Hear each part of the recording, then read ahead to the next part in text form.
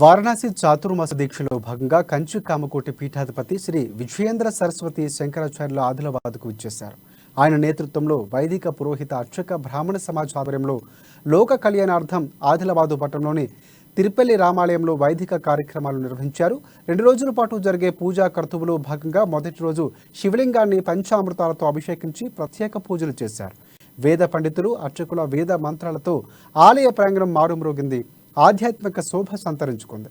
కంచి కామకోటి పీఠాధిపతి విజయేంద్ర సరస్వతి అక్కడకు వచ్చిన భక్తులకు తన దర్శన భాగ్యాన్ని కల్పించి వారికి తీర్థ ప్రసాదాలు వితరణ చేశారు.